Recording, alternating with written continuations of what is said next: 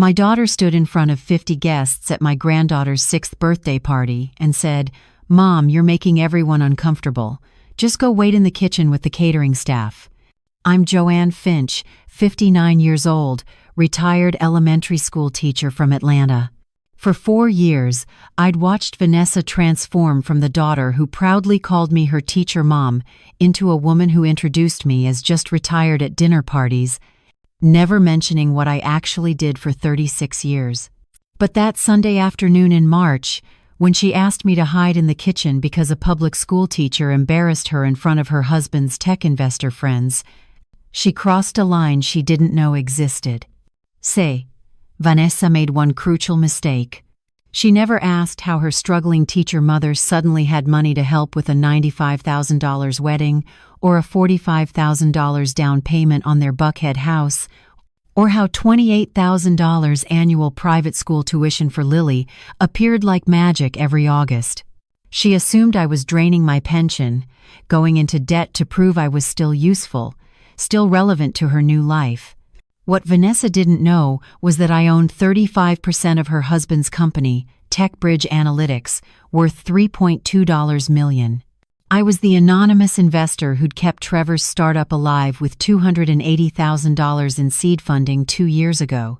And after what she said to me in front of Trevor's business partners and her former Spelman sorority sisters, I decided it was time she learned exactly who was funding her perfect life. I didn't make a scene. Didn't correct her. Just kissed Lily goodbye. Drove home to my modest house in East Atlanta, and Monday morning made one phone call to my lawyer that would change everything. "Patricia, I want to pull my investment from TechBridge. All of it." Some of you watching this might know pieces of this story. It's been discussed in a few Atlanta business circles, shared in some Black wealth building groups, talking about generational knowledge gaps and what happens when children mistake quiet for powerless. Hit that subscribe button. I want to know where you're watching from, especially if you've ever been dismissed by your own children after decades of sacrifice. If you've ever been treated like you're invisible because your work wasn't glamorous enough.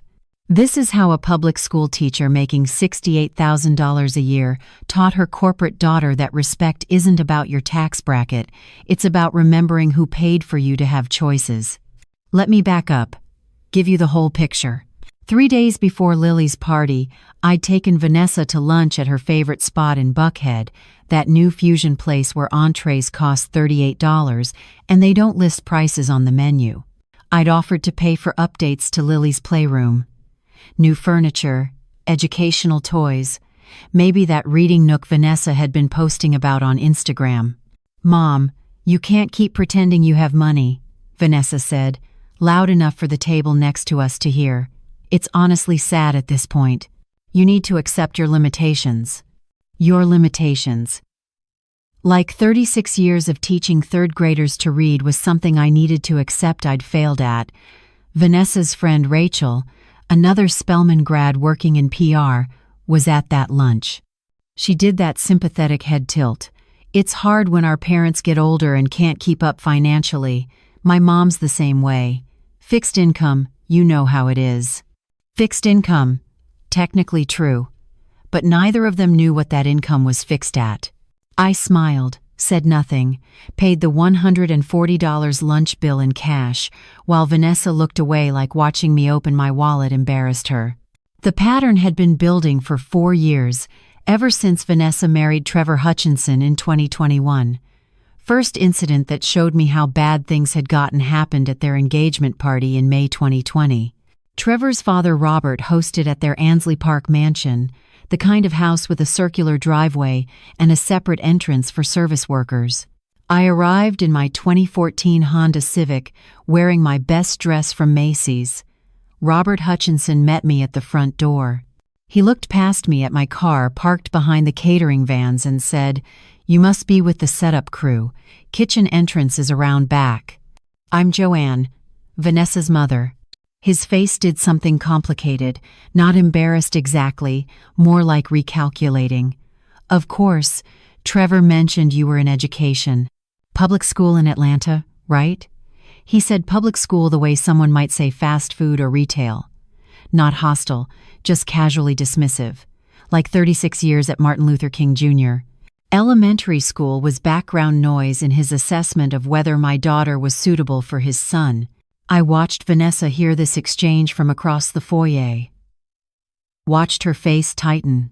Waited for her to say something about the Teacher of the Year awards, about the literacy program I'd built, about the students who still wrote me thank you notes a decade later. She looked down at her champagne glass and changed the subject to wedding venues. That should have been my warning. But Lily was 2 years old then, calling me Grandma Joe, and I told myself Vanessa was just nervous. New family, trying to fit in. She'd remember who she was eventually. Second incident was worse. Last December, at Trevor's company holiday party, some rooftop bar in Midtown where cocktails cost $18 and everyone wore clothes I couldn't afford, even after 36 years of teaching.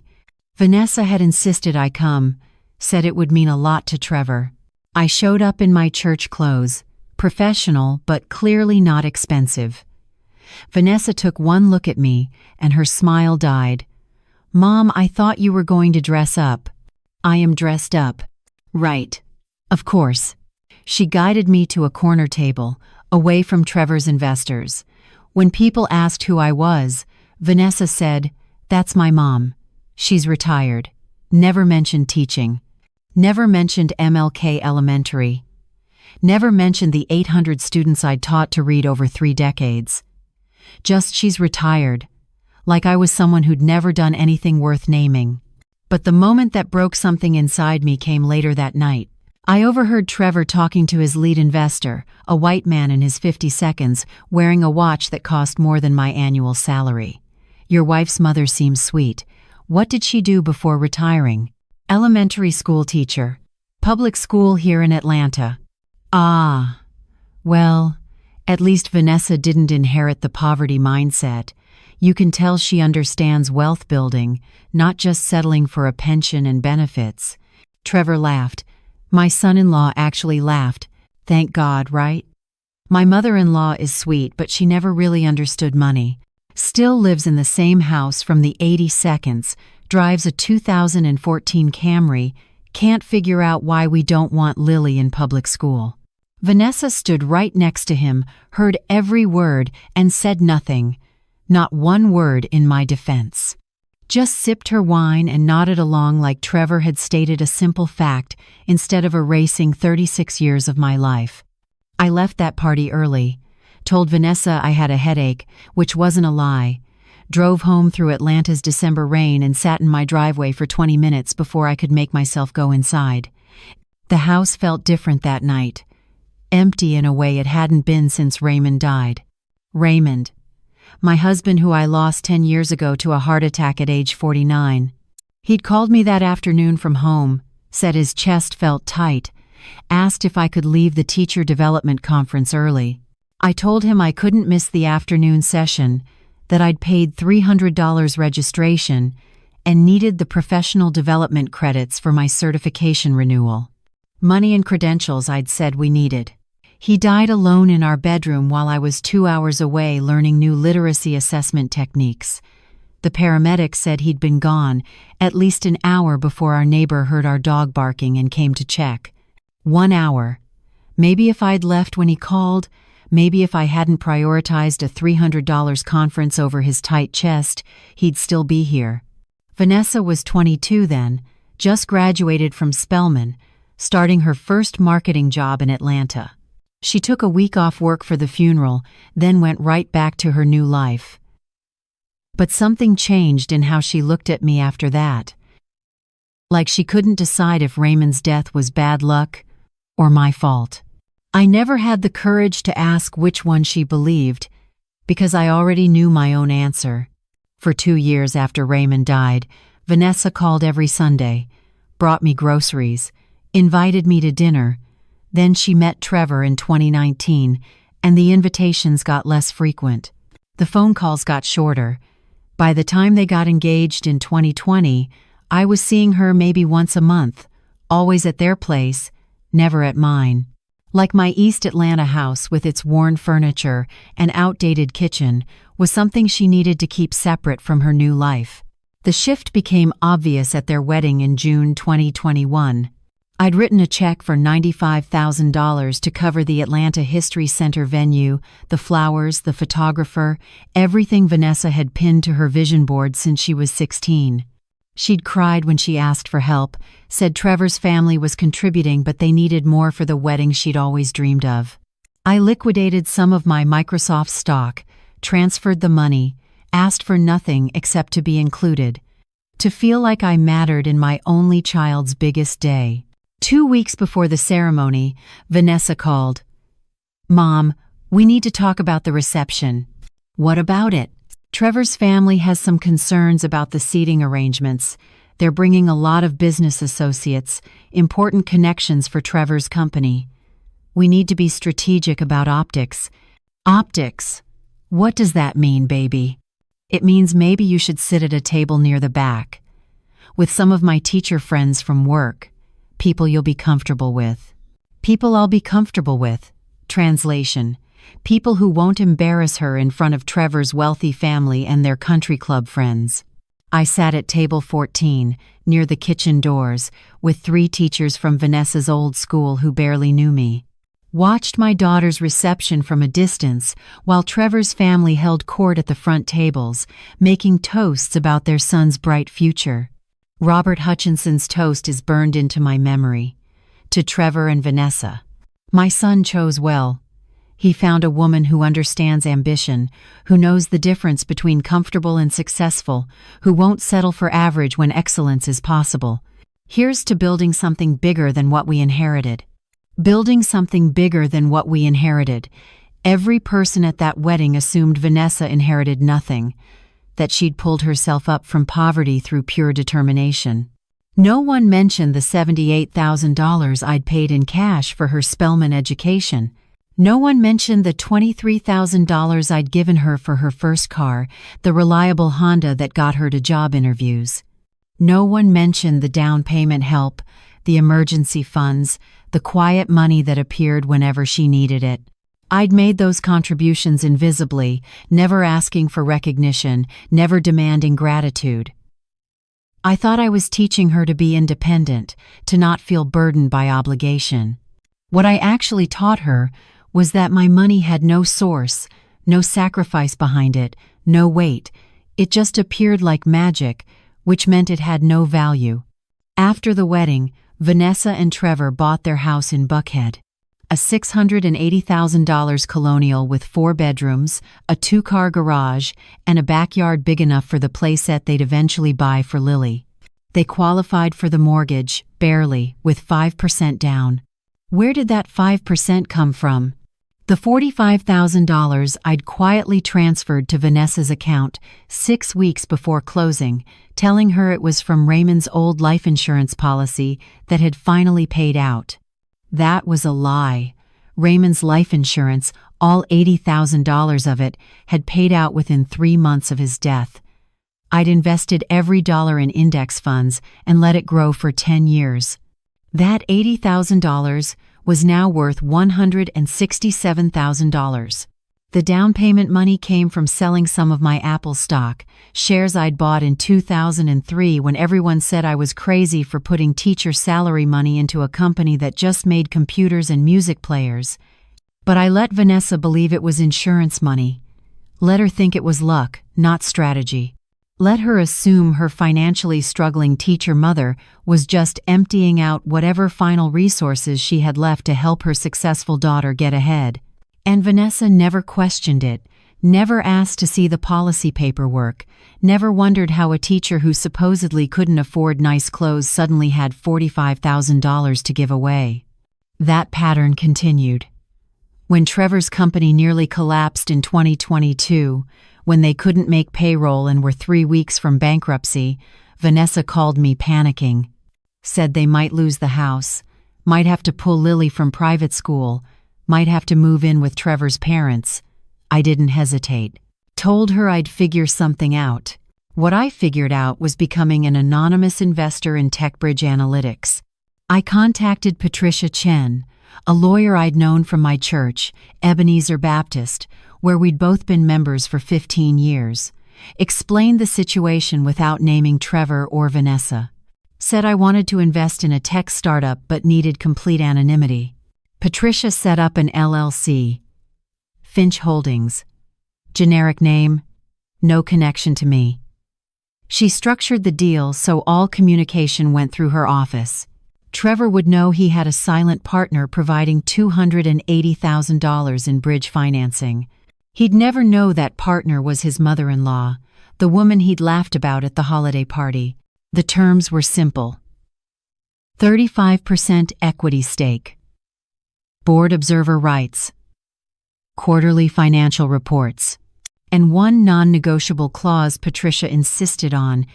If the company ever went public or got acquired, I had the right to reveal my identity before any major transaction. I liquidated my Amazon stock to fund it. Shares I'd bought back in 2004 when a teacher friend told me about this website that delivered books to your house. I'd put in $15,000 over 2 years, watching other teachers think I was insane for gambling teacher salary on internet companies.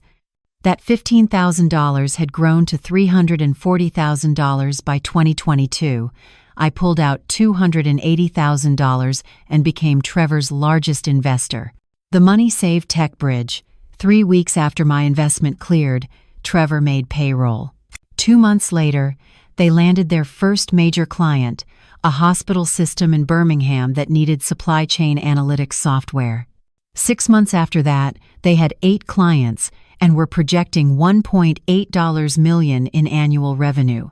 Trevor never questioned where his mystery investor came from, never asked Patricia too many questions about Finch Holdings. He was too relieved, too focused on saving his company. And Vanessa never knew her mother had saved their house, their lifestyle, their entire future.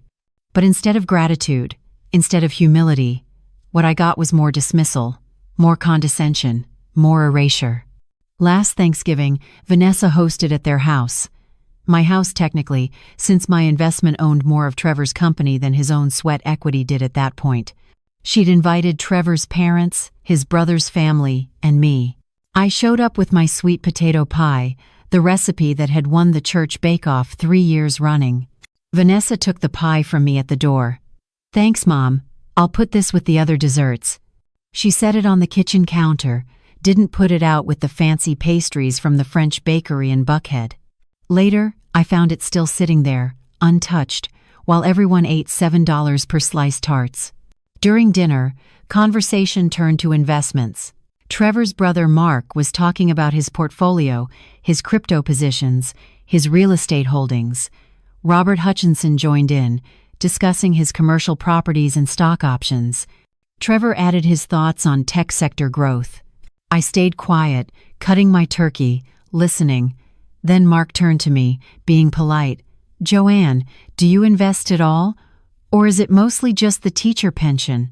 Before I could answer, Vanessa jumped in. "Mom doesn't really understand investing. She's more of a savings account person. Right, Mom? Keep it simple. Keep it simple."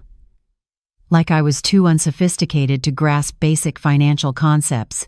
Like the woman who'd turned $15,000 in Amazon stock into $340,000 didn't understand compound interest. Actually, I started, but Vanessa was already changing the subject, asking Mark's wife about their Christmas plans. I watched Trevor avoid eye contact with me. Watched Robert nod along like, yes, of course, public school teachers don't understand money. I excused myself to the bathroom, stood in their guest bathroom, the one with the fancy soap and monogram towels, and stared at myself in the mirror. This was my daughter, the girl I'd raised alone after Raymond died, the girl whose college education I'd paid for in cash, the girl whose house payment I'd saved, whose husband's company I owned a third of, whose entire comfortable life existed because of money she thought I didn't have. And she couldn't even let me finish a sentence at Thanksgiving dinner. That's when I started seriously thinking about pulling my investment. Not immediately, but the thought took root. Patricia had warned me when we set up the LLC. "Joanne, mixing family and money is dangerous. If this goes wrong, you can't unmix it."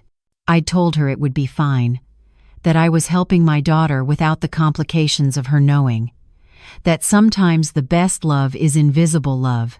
I was wrong. The birthday party incident 3 months later just confirmed what I already knew.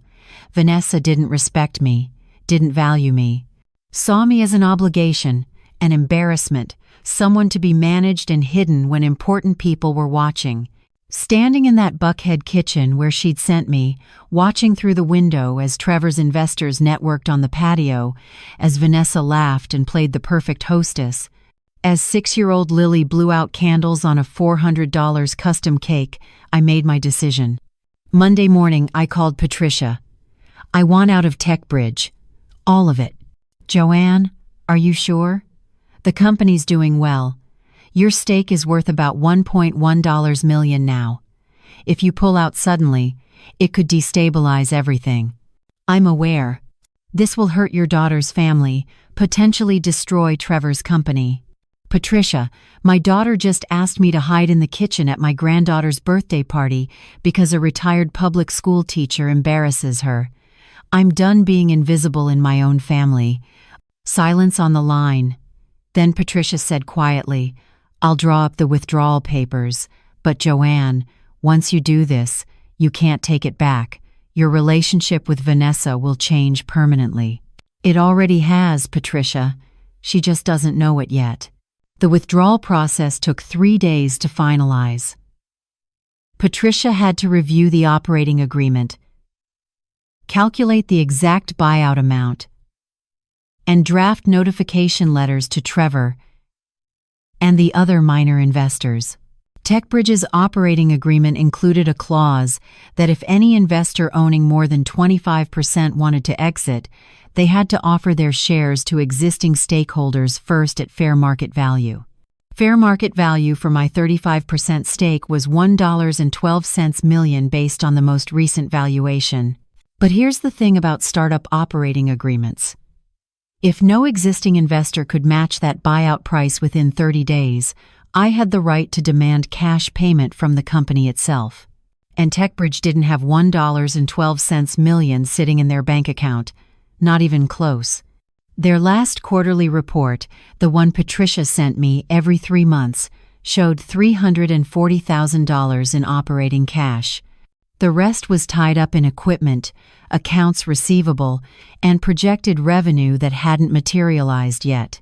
If I demanded immediate payment, Trevor would have 2 choices: find outside investors willing to buy me out in 30 days, or watch his company collapse trying to scrape together cash they didn't have. Patricia laid it out clearly Tuesday afternoon in her office. "You need to understand what this means, Joanne. If Trevor can't find a buyer for your shares, you'll essentially be forcing him to either take on debt he can't afford or shut down the company. Vanessa's family will lose everything. Not everything. They'll still have the house. For now. But without Trevor's income, without his company, they can't afford that $3,800 monthly payment. They'll default within 6 months." I sat in Patricia's office, in the same chair where I'd signed the initial investment documents 2 years ago, and thought about what I was about to do. This wasn't just about pulling money. This was about pulling the foundation out from under my daughter's entire life. "There's another option," Patricia said carefully. "You could structure this as a sale to a specific buyer, someone you choose, someone who might be more favorable to Trevor's situation." "You mean give him a sweetheart deal?" "I mean give yourself options. Right now you're angry, rightfully so. But once you trigger this withdrawal, there's no pause button, no time to reconsider. The clock starts, and Trevor has 30 days to find $1.12 million or lose everything he's built." I looked at Patricia. We'd known each other 15 years. She'd watched me teach Sunday school at Ebenezer. She'd seen me take care of Raymond during his last years. She knew I wasn't cruel. But she also knew I was done being invisible. "Send the withdrawal notice. Official, certified mail. I want Trevor to receive it at his office, not at home." I want him to open it in front of his employees and understand exactly what's happening before he can spin it to Vanessa. Patricia nodded slowly. The notice will go out Thursday morning. He'll receive it Friday. That's when your 30-day clock starts. Good. Joanne, one more thing. The operating agreement requires you to disclose your identity as part of the withdrawal process. Trevor will know it's you. Vanessa will know. There's no way to keep this anonymous anymore. I'd known this was coming. Known that the moment I pulled my investment, the protective shell of Finch Holdings LLC would crack open and everyone would see me standing there. The invisible teacher. The embarrassing mother. The woman they thought was too simple to understand money. I understand. Thursday morning, Patricia's office sent the withdrawal notice via FedEx Priority overnight. Thursday evening, she called me. It's done. Trevor will receive the package tomorrow before noon. I didn't sleep well Thursday night. Kept thinking about Vanessa's face when she found out. Kept thinking about Lily, who at 6 years old had no idea her grandmother was about to upend her parents' entire world. Kept thinking about Raymond, wondering what he'd say about all this. Raymond had always been gentle where I was firm, patient where I was direct. He would have talked to Vanessa years ago, would have sat her down and explained calmly that her behavior was hurtful, would have given her chances to change before it came to this. But Raymond was gone, had been gone for 10 years. And in those 10 years, I'd let Vanessa treat me like I was fading away, like I was someone whose relevance died with her career, whose value ended when she stopped receiving a paycheck. Friday morning at 11:17 a.m., my phone rang. Unknown number. I let it go to voicemail. It rang again immediately. Same number. I answered. What the hell did you do? Trevor's voice. Not angry yet, more shocked, disbelieving. I withdrew my investment from TechBridge. It's all explained in the notice. Your investment? Your Finch Holdings? You've been my silent partner for 2 years? Yes. Does Vanessa know? Not yet. But she will shortly, I imagine. Long silence. I could hear office sounds in the background, people talking, a phone ringing. Trevor had opened the FedEx envelope in front of his employees, exactly like I'd planned. Why now? Why are you doing this now? Because your wife asked me to wait in the kitchen with the catering staff at my granddaughter's birthday party. Because I'm tired of being treated like I'm nothing. Because you and Vanessa need to learn that the woman you've been dismissing for 4 years is the only reason you have a company at all. Jesus Christ. His voice cracked. Do you have any idea what this means? I can't raise $1.12 million in 30 days. Nobody can. You're destroying everything. No, Trevor. I built everything. You just didn't know it. I hung up before he could respond, set my phone on the kitchen counter, and waited. It took 14 minutes for Vanessa to call. What did you do? Vanessa's voice came through the phone sharp and high. Not worried, angry. Like I'd embarrassed her again instead of just revealed a truth she should have known all along. I withdrew my investment from Trevor's company. Your investment? Mom, what are you talking about? Trevor said some investor named Finch Holdings is pulling out. He said you're claiming that's you, but that's impossible. You don't have that kind of money. The certainty in her voice. The absolute conviction that her mother couldn't possibly own anything valuable. That stung worse than the birthday party dismissal. I am Finch Holdings, baby. Have been for 2 years. The $280,000 that saved Trevor's company in 2022, that was me. The silent partner he's been reporting to, that was me. The 35% equity stake that's now worth $1.12 million, that's mine. Silence. Long enough that I checked to see if the call had dropped. You're lying. Her voice smaller now. Uncertain. Call Patricia Chen. She's been my lawyer for 15 years. She set up the LLC, structured the investment, handled all the paperwork. Or better yet, look at the withdrawal notice Trevor received. My name is on it. Joanne Marie Finch. This doesn't make sense. Where would you get $280,000? You're a retired teacher living on a pension. I'm a retired teacher who bought Microsoft stock in 1998, Apple in 2003, Amazon in 2004. I'm a woman who lived in the same paid-off house for 37 years while watching property values rise. I'm a mother who spent 36 years being careful with money while you assumed I had none. Mom, different tone now, pleading, if this is real, if you really are this investor, why are you pulling out? Trevor said we have 30 days to buy you out or the company folds. He said we'll lose everything. You asked me to wait in the kitchen at Lily's birthday party. What? That's what this is about? You're destroying Trevor's company because I asked you to move to a different room? I'm withdrawing my investment because for 4 years you've treated me like I'm worthless, like the 36 years I spent teaching were something to be ashamed of. Like the mother who paid $78,000 for your Spelman education doesn't deserve basic respect at her own granddaughter's party. I never said you were worthless. You didn't have to say it, Vanessa. You showed it. Every time you introduced me as just retired, every time you corrected my grammar in front of Trevor's family, every time you acted like my presence embarrassed you, every single time you took my money and assumed it came from nowhere, cost nothing, meant nothing. I heard her crying now. Not the gentle tears she'd cried asking for wedding money, hard, gasping sobs, the kind that come when your entire understanding of the world cracks open. I didn't know. How could I know if you never told me? You never asked, baby. Not once in 4 years did you ask how I could afford to help you. You just took the money and assumed your poor teacher mother was scraping by, going into debt, sacrificing her retirement to prop up your lifestyle. And you let me do it while treating me like I was too simple to sit at the main tables. What do you want? Do you want me to apologize? Fine. I'm sorry. I'm sorry I asked you to move rooms at the party. I'm sorry I didn't defend you better. I'm sorry for everything. Just please don't do this. Please don't destroy Trevor's company. An apology doesn't change the withdrawal notice, Vanessa. The clock is running.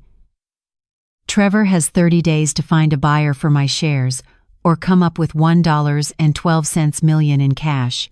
That's what the operating agreement says. We don't have that kind of money.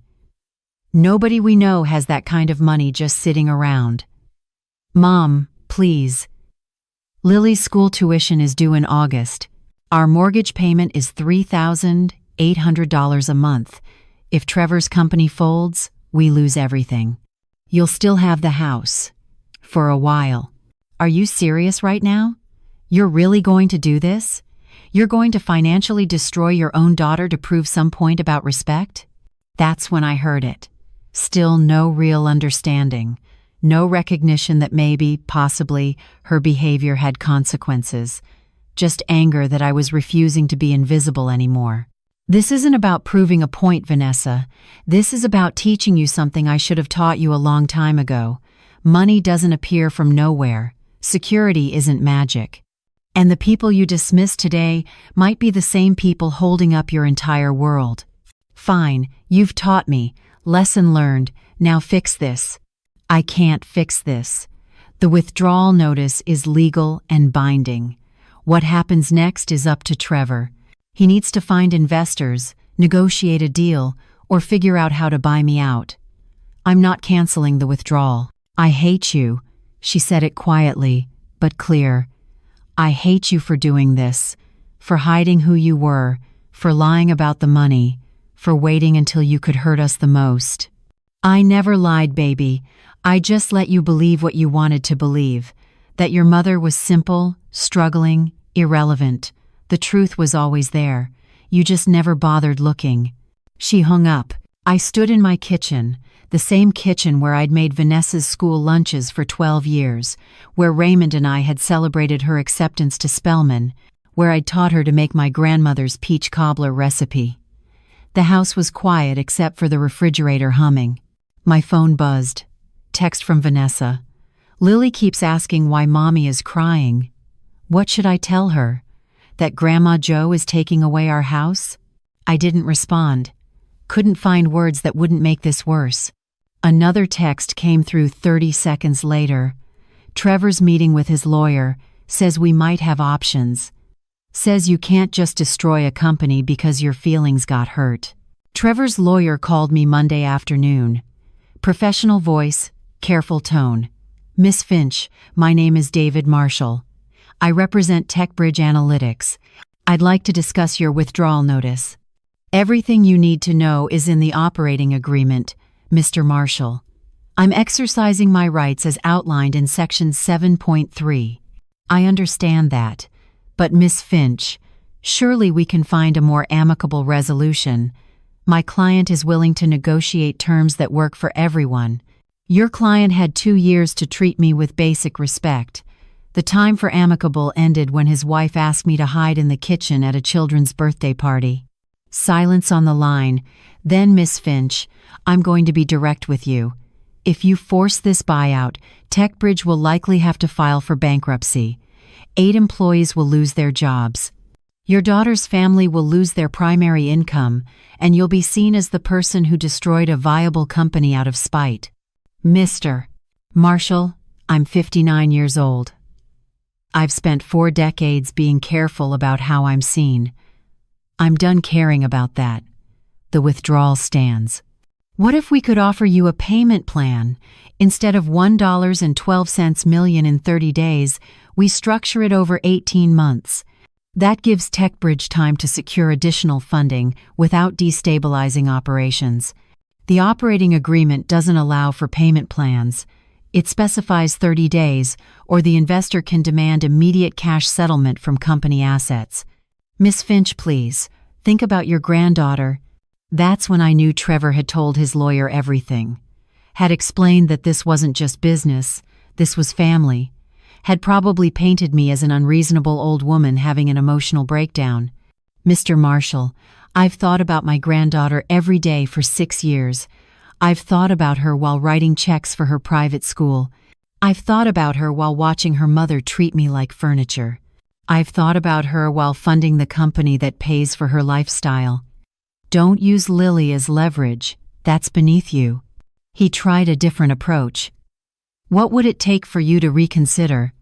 Name your terms. There are no terms. This isn't a negotiation. Everything's a negotiation, Miss Finch. You're a smart woman. Smart enough to build significant wealth on a teacher's salary. Smart enough to structure an anonymous investment. Surely you're smart enough to see that there's a middle ground here. The middle ground was Vanessa treating me with basic dignity. We passed that exit a long time ago. I hung up before he could respond. 2 hours later, Robert Hutchinson called, Trevor's father. The man who'd mistaken me for catering staff at the engagement party 4 years ago. Joanne, we need to talk. No greeting, no pleasantries, straight to business. Hello, Robert. I'm prepared to buy out your position in TechBridge. $1.12 million. Cash. Wire transfer by end of week. You walk away. Trevor keeps his company. Everyone moves on. I should have expected this. Robert Hutchinson was exactly the kind of man who believed every problem could be solved by writing a check. That's generous of you, Robert. It's not generosity. It's protecting my son's business and my family's interests. You want out, fine. But you don't get to destroy what Trevor built just because your feelings got hurt. What Trevor built? You mean what I funded? You provided capital. Trevor provided vision, execution, leadership. Don't confuse investment with creation, Joanne. There it was. The same dismissal I'd been hearing for 4 years. Your money doesn't count as much as our ideas. Your contribution was just cash. Anyone could have done that. If anyone could have done it, Robert, why didn't you? 2 years ago, when Trevor's company was 3 weeks from bankruptcy, where was your money? Where was your vision and leadership when your son was about to lose everything? Silence. Longer than comfortable. Then, I had my reasons for not investing at that time. The company wasn't ready. The business model needed refinement. You mean you didn't believe in Trevor's company enough to risk your own money? But you're happy to buy me out now that I've absorbed all the risk and proved the concept works. This is business, Joanne, not personal. Everything about this is personal, Robert. This is about your family treating me like I'm nothing while living off my investment. This is about Vanessa being embarrassed by her public school teacher mother while I'm paying her bills. This is about 4 years of being invisible in my own family. So this is revenge. No, this is consequences. There's a difference. I'm offering you fair market value. More than fair, actually. My analysts say your stake is worth closer to $980,000. I'm offering $1.12 million. That's a premium of $140,000 just to end this cleanly. I don't want your money, Robert. Then what do you want? That was the question, wasn't it? What did I want? An apology from Vanessa wouldn't change 4 years of behavior. Trevor acknowledging my investment wouldn't erase the holiday party conversation. Robert treating me with respect now wouldn't undo the engagement party dismissal. I want my daughter to understand what she's been taking for granted. I want Trevor to realize that the anonymous investor who saved his company was the woman he laughed about with his colleagues. I want all of you to sit with the knowledge that the person you dismissed as too simple to understand money was the foundation holding up your entire world. That's not a business objective, Joanne. That's emotional satisfaction, and it's going to cost 8 people their jobs. Then, Trevor has 23 days left to find another solution. Maybe his vision and leadership and execution will save him, since apparently those are worth more than my money. You're making a mistake. I've made plenty of mistakes, Robert, staying invisible for 4 years while my daughter learned to be ashamed of me. That was a mistake. This isn't. I hung up, blocked his number, blocked David Marshall's number. The only person I hadn't blocked was Vanessa, but she hadn't called again since Friday. Just angry texts that came in waves. Trevor says his dad offered to buy you out and you refused. Are you insane? Lily asked me today why we might have to move. What am I supposed to tell her? I hope you're happy. Trevor's been up for 3 nights trying to find investors. He's going to have a breakdown. Day 12 of the 30-day countdown, Patricia called. Joanne, Trevor found a potential buyer for your shares. A venture capital firm out of Charlotte. They're interested in acquiring your position and providing additional growth capital. What are the terms? They're offering $950,000 for your 35% stake, below market value, but it's cash, and Trevor gets to keep operational control. The firm would take a board seat, but they're not planning to interfere with day-to-day management. $950,000? That's $170,000 less than fair market value. It's what Trevor could find on short notice.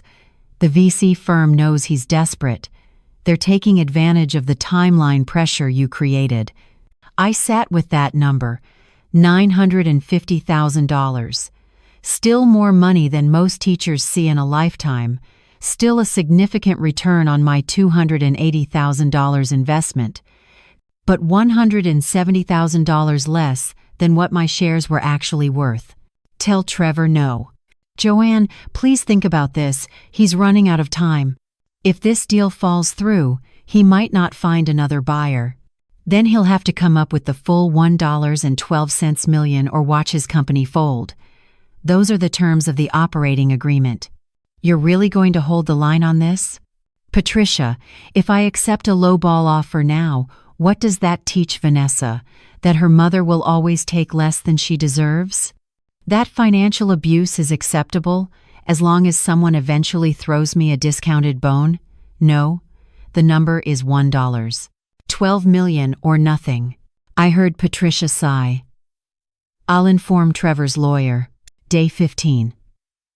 Vanessa showed up at my house unannounced.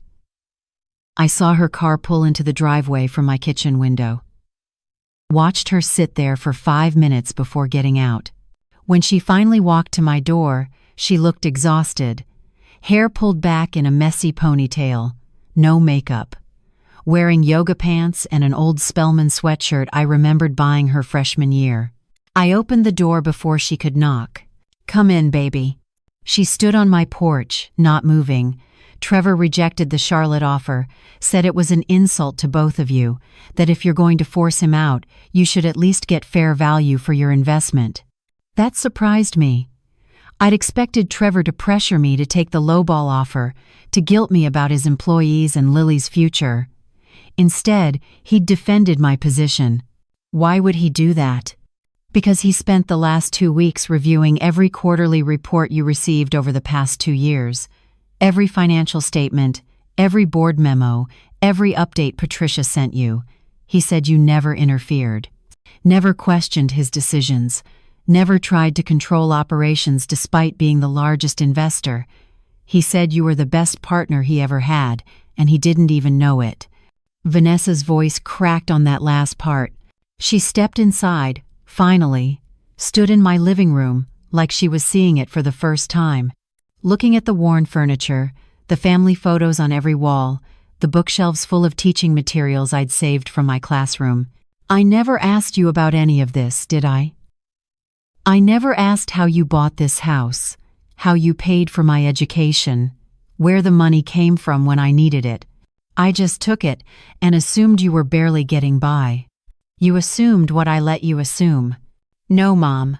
I assumed what I wanted to assume, because it was easier to believe you were struggling than to face the fact that I was taking advantage of you. Easier to think you were too simple to understand money than to admit I never bothered learning where mine came from." She sat down on the couch, the same couch where she'd done homework for 12 years. "Trevor wants to buy you out himself. He's been calling everyone he knows. His dad, his college friends, former colleagues. Trying to piece together $1.12 million without destroying the company's cash reserves. Robert already called me with an offer. Trevor won't take his dad's money, says if Robert wouldn't invest 2 years ago when they actually needed it, he doesn't get to buy his way in now that the company's successful. Says the only person who gets to profit from TechBridge's success is the person who believed in it when nobody else did. I sat down next to Vanessa, close enough to touch but not touching. "How much has he raised?" $340,000 so far, mostly from his MIT friends who've made it in tech. He's got 15 days to find the rest. "And if he can't? Then I guess we find out what happens when everything falls apart." She looked at me, really looked at me, for the first time in years. "I'm not going to beg you to back down. I'm not going to promise I'll be a better daughter if you just give me one more chance. Because honestly, Mom, I don't know if I can be. I don't know if I know how to see you clearly after 4 years of choosing not to." "What are you saying, Vanessa?" "I'm saying you were right. About all of it. I treated you terribly. I was ashamed of where I came from because I thought moving up meant leaving things behind. I thought success meant erasing the fact that I grew up in a 1,200 square foot house in East Atlanta with a mother who shopped at Food 4 Less and drove a decade-old car." She wiped her eyes with the sleeve of her sweatshirt. "Trevor showed me something last night, a notebook Dad kept during his last 2 years. Did you know he was writing things down?" My breath caught. "Where did Trevor get that?" "It was in a box of Dad's things you gave me after he died. I never opened it, just put it in our attic and forgot about it. Trevor found it last week looking for old tax documents. He read it. Then he made me read it." "Vanessa, you didn't need to." "Yes, I did. I needed to read what Dad wrote about watching you work yourself to exhaustion, about how you were always chasing one more contract, one more client, one more certification, about how he was dying and you couldn't stop long enough to see it. The guilt I'd carried for 10 years sat heavy in my chest. Your father loved you, despite everything. That's what the notebook said. That he loved you even though your ambition was killing him. That he understood why you worked so hard. That he just wished you'd chosen him over success for once." Vanessa pulled the notebook out of her bag. Raymond's handwriting covered the pages, neat, careful letters that got shakier toward the end. There's a part in here from 3 weeks before he died. Do you want to hear it? I nodded, not trusting my voice. She opened to a page marked with a receipt. March 2015. Joanne came home at 11 p.m. again tonight. 3rd time this week. She's chasing that hospital contract, says it'll set us up for retirement. I didn't tell her what the cardiologist said today. That my ejection fraction is down to 25%. That I need to consider end-of-life planning. How do I tell her I'm dying when she's working so hard to build our future? A future I won't be here to see. My hands were shaking. I'd known Raymond was sick, known his heart was failing, but I hadn't known he'd hidden how bad it was. Hadn't known he'd chosen silence over burdening me with truth I should have seen myself. There's more, Vanessa said quietly. April 2015. Joanne got the hospital contract, 3 buildings, 5-year deal, $1.2 million annually.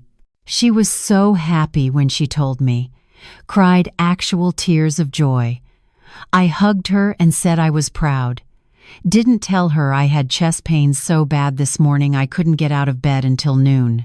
Didn't tell her I'm scared. She needs this win. I can't take it away from her. Stop. My voice came out broken. Please stop. But Vanessa kept reading. The 24th of April 2015. Last entry. Tomorrow Joanne has that client emergency in Macon. 2-hour drive. She asked if I wanted her to stay home. I said no, go handle it, I'll be fine. Truth is I don't feel fine. Haven't felt fine in weeks, but this is what we do, isn't it? We protect each other from hard truths. She protects me from how broke we are. I protect her from how sick I am. We're both lying to each other out of love. Maybe that's what marriage is. Choosing what truth the other person can handle. Vanessa closed the notebook. He died the next day. Alone. While you were in Macon handling a client emergency that probably could have waited. It couldn't wait. The facility manager threatened to void the contract if we didn't. I stopped. Heard how that sounded. A voided contract versus my dying husband. There was no version of that math that made me look right. I know why you worked so hard, Mom. Dad wrote about that too. About growing up poor in South Philadelphia. About how your mother cleaned houses and your father drove a delivery truck. About how you were the first person in your family to go to college. How you put yourself through temple working night shifts at a hospital laundry. How you were determined that I would never know what it felt like to be poor. She looked around my living room. At the modest furniture, the outdated kitchen visible through the doorway, the house I'd bought in 1987 and never upgraded. You succeeded. I never knew what being poor felt like, but I also never understood what it cost you, what it cost Dad, what you sacrificed so I could have private school in Spelman and a wedding at the Atlanta History Center. I wanted you to have choices I didn't have. I know, but somewhere along the way, I learned the wrong lesson. I learned that where you come from is something to be ashamed of, that success means erasing your past, that the people who gave you everything are somehow less than the people who were born with everything. She stood up, walked to the mantel where my teaching awards sat collecting dust. Teacher of the Year, 2012-2018. Outstanding Educator Award. Literacy Champion Recognition. These were in your classroom, weren't they? I remember seeing them when I'd visit you at work. I brought them home when I retired. I never asked you about them. Never asked what you were teaching, or how your students were doing, or why you stayed at MLK Elementary for 36 years when you could have moved to a better-paying district. She picked up the 2018 award, read the inscription. For dedication to Atlanta's underserved students and tireless advocacy for literacy education. In recognition of 35 years of transforming young lives. Vanessa, do you know what Trevor's been telling people this week? His MIT friends, his investors, everyone he's calling begging for money? He's been telling them about you. About the anonymous teacher who invested $280,000 in his failing startup without wanting equity, without demanding control, without even revealing her identity. He's been saying that you're the kind of investor every entrepreneur dreams of, someone who believes in you when nobody else does. She set down the award, turned to face me. He's been saying that you're a better business person than his father. That you understood TechBridge's potential when Robert dismissed it as too risky. That your $280,000 showed more faith in Trevor than any of Robert's lectures about business fundamentals ever did. Trevor said that? To everyone who'll listen. He's been defending you to his own father, telling Robert that maybe the problem isn't that you pulled your investment, maybe the problem is that his family spent 4 years treating you like you didn't matter. I didn't know what to say. Didn't know how to process my son-in-law defending me after I'd triggered the potential collapse of his company. Mom, I need to tell you something. Something I should have told you 10 years ago. Vanessa sat back down, closer this time. I blamed you for Dad's death. Not out loud. Not consciously at first. But every time I saw you after his funeral, I'd think about him dying alone. About how you chose work over him that day. About how maybe if you'd loved him more than your business, he'd still be alive. I know you did. But reading his notebook, seeing what he actually wrote, he never blamed you. Not once. He blamed himself for hiding how sick he was. He blamed the healthcare system for failing him. He blamed genetics and bad luck and timing, but never you. He wrote that you were the strongest person he'd ever known, that your drive came from love, not greed, that everything you built was for us, not for yourself. Tears ran down her face. And I took everything you built and used it to fuel a life where I pretended you didn't exist. Where I was ashamed to have people know my mother taught public school. Where I let Trevor and his father and their country club friends treat you like you were nothing. Vanessa, I forgive you. Don't forgive me yet. Let me sit with what I did first. Let me actually feel the weight of it instead of rushing to absolution.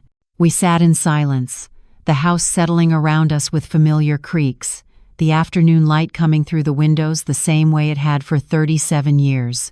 Everything the same, everything different. Finally, Vanessa spoke again. Trevor has 15 days to raise $770,000. He's going to try. He's going to call every person he's ever met and beg if he has to. Not because he thinks you'll back down, but because he wants to prove he can match your faith in him with his own resourcefulness. And if he can't, then TechBridge folds. We lose the house eventually. We figure out how to rebuild. And maybe that's what needs to happen. Maybe we need to lose everything to understand what actually matters. She stood to leave, paused at the door. I'm not going to ask you to cancel the withdrawal. I'm not going to beg or manipulate or try to make you feel guilty about Lily. What I am going to do is learn. Learn how you built what you built. Learn where the money actually came from. Learn what 36 years of teaching third graders to read was actually worth. It was worth everything to me. I know that now. I just wish I'd known it 4 years ago.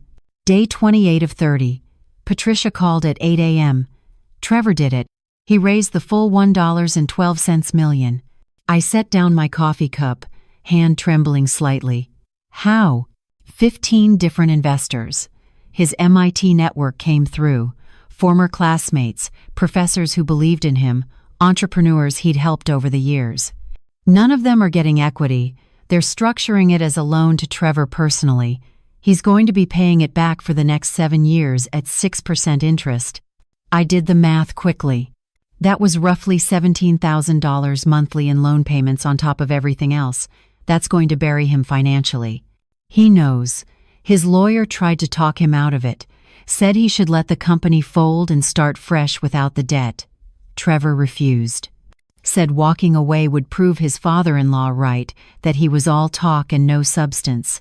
Said the only person who deserves to profit from TechBridge is the person who saved it when it mattered. I sat with that information. Trevor had chosen crushing personal debt over admitting defeat. had chosen to prove something to me, a woman he'd dismissed and laughed about for 4 years. "Patricia, I need you to draw up new paperwork." "What kind of paperwork?" "I'm converting my withdrawal to a sale. Trevor can buy my shares at fair market value, but I want the payment structure changed." "Joanne, the 30-day window closes in 2 days. We don't have time for complex restructuring." "Make time. Here are my terms." I spent the next hour explaining what I wanted to Patricia. She pushed back, said I was being too generous, that I was letting emotion override good business sense. I told her to draft it anyway. Day 30. The final day. Trevor and Vanessa came to my house at 2 p.m. Patricia was already there, paperwork spread across my dining room table, the same table where I'd helped Vanessa with homework for 12 years. Trevor looked like he hadn't slept in a week. Vanessa held his hand. They sat across from Patricia and me, and I saw them look at each other with something that hadn't been there 4 years ago. Not just love, but partnership. The kind that comes from surviving crisis together. "The money's ready," Trevor said. "Wire transfer, ready to execute, $1.12 million, as specified in the withdrawal notice." "I know. Patricia told me you raised it. 15 investors, personal loan, 7-year repayment at 6% interest." "That's correct. That's $17,000 monthly. On top of your mortgage, Lily's school, operating expenses for TechBridge, you'll be underwater for years." Trevor's jaw tightened. "I'm aware, but it's my responsibility. You invested when nobody else would. You trusted my company when my own father said it was too risky. I'm not going to repay that faith by letting you take a loss because I couldn't raise money fast enough." I slid a folder across the table. "New terms. Read it." Trevor opened the folder, started reading. His eyes widened. He looked up at me, confused. "This says you're selling me the shares for $280,000, the exact amount you originally invested, with 0 interest." "That's correct. But your shares are worth $1.12 million. You're walking away from $840,000 in profit." "I'm not walking away from anything. I'm choosing what matters. You raised $1.12 million in 2 weeks by calling in every favor you'd ever earned. That showed me something I needed to see. That you understand the value of relationships, of people who believe in you. That's worth more than $840,000. Vanessa was crying, silent tears running down her face. "Mom, you can't do this." "I already did. Patricia drafted the paperwork yesterday. All you have to do is sign." "But why? After everything we did to you, after 4 years of treating you terribly, why would you give up that much money?" "Because I'm 59 years old, and I've learned something important. Money you earn by destroying your family isn't money worth having. And maybe more importantly, I don't need it. My house is paid off. My pension covers my expenses. My remaining investments are worth over $1.4 million. I have more than enough." Trevor was still staring at the paperwork. "There's a second clause here. You're forgiving the $280,000 entirely, converting the sale to a gift, if I agree to your conditions." 3 conditions. "Read them out loud." Trevor's voice shook slightly. "Condition 1. Vanessa works at TechBridge 1 day per week for the next year, learning the business, understanding what it takes to build and maintain a company. Salary $0. She'll be doing it to learn, not to earn." Condition 2, he continued. "Lily visits her grandmother every Sunday for pancakes and conversation. No phones, no interruptions, 2 hours minimum. This continues until Lily is 18 or until Joanne is no longer able to maintain the tradition." Condition 3. Trevor's voice broke. "Trevor and Vanessa attend financial literacy classes at Ebenezer Baptist Church, the program Joanne teaches twice a month for young families. They'll sit in the front row and they'll stay for the full 2 hours. They'll learn what Joanne learned over 36 years about building wealth slowly, carefully, without flash or ego. Vanessa was openly sobbing now. "You're teaching financial literacy classes? At church?" "For 8 years, every first and third Sunday, teaching people from backgrounds like mine how to invest, how to budget, how to turn teacher salaries into retirement security. You never knew because you never asked what I did with my time." "Mom, I don't deserve this." "No, you don't. But I'm not doing this because you deserve it. I'm doing it because I'm your mother, and sometimes mothers teach by showing mercy instead of demanding payment." Trevor signed the paperwork. Then Vanessa. Patricia witnessed it.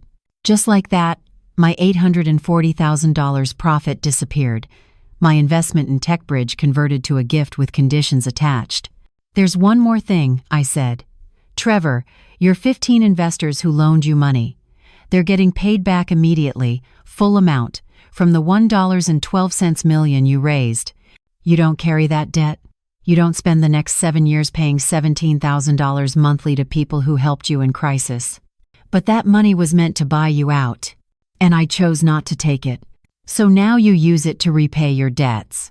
You start this next chapter clean, no crushing loans, no 7-year burden, just the obligation to honor the 3 conditions I gave you." Trevor put his head in his hands, his shoulders shook. Vanessa wrapped her arms around him, and I saw my daughter comforting her husband with a tenderness I hadn't seen in their relationship before. We sat like that for a long time, no more words needed, just the weight of what had happened settling around us. 6 months later, I'm sitting in my living room on a Sunday morning. Lily's upstairs in my kitchen, helping me make sweet potato pancakes like I taught Vanessa 30 years ago. Vanessa is at TechBridge's office, learning how to read financial statements, understanding what Trevor does all week. Trevor's company is thriving. Without the debt burden, he's been able to hire 3 new employees, land 2 major clients.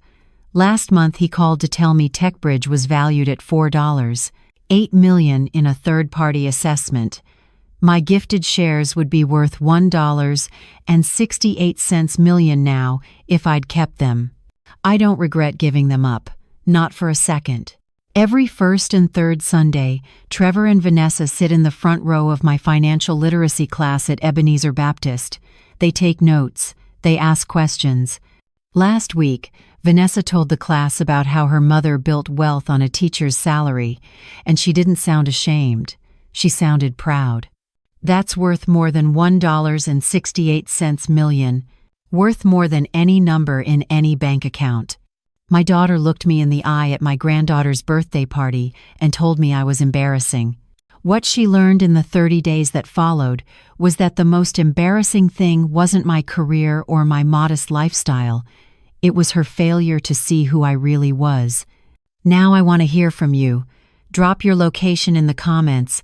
Let me know where you're watching from. Have you ever been underestimated by your own family? Have you ever had to teach someone the hard way that respect isn't about wealth, it's about recognizing worth? Hit that subscribe button if this story made you think about your own family dynamics, about what you might be taking for granted, about the quiet sacrifices people make that go unnoticed until they stop making them. And remember, sometimes the greatest gift isn't the money you give. It's teaching people to value what they already have before they lose it forever. Thanks for watching. See you in the next video.